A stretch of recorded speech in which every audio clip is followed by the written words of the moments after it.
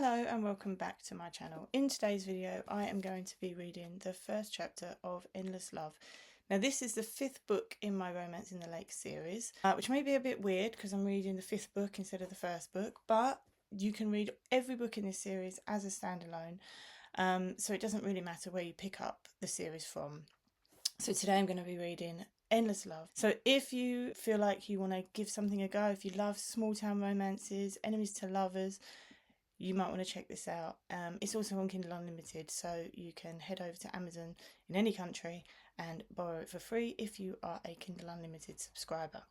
Now this book, as I said, is the fifth book in the series. It is an enemies to lovers, work adversary kind of thing. It's set in a small town called Keltswaite, which is in the Lake District. Keltswaite is a fictional town that I invented based on a couple of towns that I love in the Lake District. So it's very much based on where I love, where my heart is, and it's set on the edge of Ullswater, which is my favourite lake. I'm going to read the first chapter and I hope you enjoy it. Chapter 1. Simon, seriously, I growled, glaring at my boyfriend. You said you'd leave that thing at home. Glancing around, I notice a few curious faces looking our way and cringe. It's not that I want to make a scene here in the middle of Euston Station, but I can't seem to help myself. This time at least he has the decency to look at me as he replies. Nick, you know how busy we are. Vic hasn't turned up for the meeting with Reiner's team and everyone's freaking out. I sigh, resisting the urge to tear the phone from his hand. But this is your day off, your weekend off, I remind him. I wouldn't mind, but it's not like we have many of these to look forward to. We both love our jobs and work really hard to the point that any time off is few and far between. Simon sighs, his shoulders sagging a little in defeat. I know, he concedes, slipping the phone back into his pocket.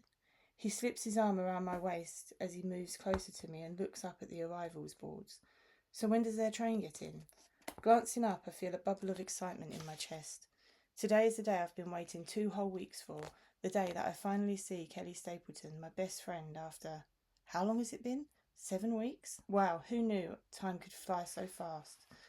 The last time we'd seen each other had been in Scone Away from Home, the tea rooms back in Keltswaite. I mean, don't get me wrong, we've had a few Skype calls since then and I've spoken to Ryan and Tilly a few times, but it's not the same as finally seeing them all in person. It's funny how life can change in such a short amount of time, isn't it? Back then, she had been living in Manchester and was in a dead-end relationship with a wannabe rock star before finding out he had cheated on her. That's what had spurred her on to end things with him and move back to Keltswaite. Now she's on her way here with not only her new boyfriend, but also his 13-year-old daughter. It's crazy how the world works sometimes. Yesterday, Kelly said the train would get in at 4, I replied, pulling out my phone, checking her text. Looks like they must have had trouble, Simon says, nodding towards the board. They're running half an hour late. I frown, wondering what could have happened when I spot an unopened text from Kelly. She texted me earlier. I must have missed it, I murmur, opening the message and smiling. Apparently they had trouble at Northampton. Tilly's getting restless. So, raising his eyebrows, Simon grins. A 13-year-old girl on a 3.5-hour train ride. They're braver than me. I grin. Simon's never been fond of the idea of children, which is fine because it's not like I see my life surrounded by a litter of kids either. I mean, I like them well enough, but I wonder if that's because I don't have to spend all my time with them, listening to their endless questions and watching their every move. As if on cue, a baby starts wailing somewhere in the crowd, an ear-piercing scream climbing above the noise and chaos of the station. Simon cranes his head to get a better look at the screaming child. That kid's got a pair of lungs on him, he chuckles.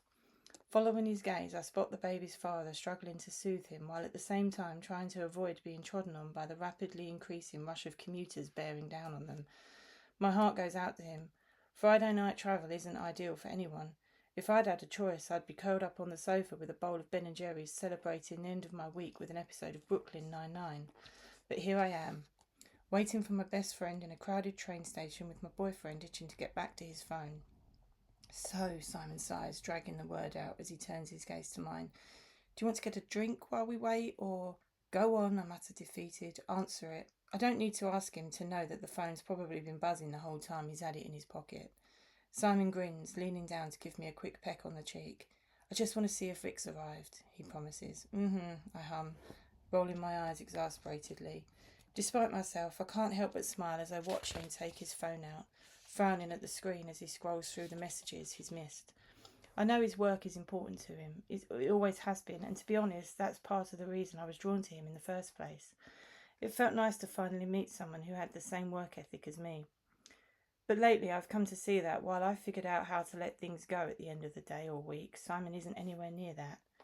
What's the matter? I demand, noting the intense look that's crossed his face. I'm just trying to figure that out, he mutters distractedly, typing furiously at his screen. But before he can finish, his phone starts ringing. Answering the call, Simon turns away from me as he presses the phone to his ear. What are you talking about? Where is he? Is all I catch before his voice is drowned out by the noise of the commuters. I continue to watch him as he paces back and forth in what limited space he has, trying to figure out what on earth is going on. Simon is a financial whiz kid and does a job that I don't fully understand.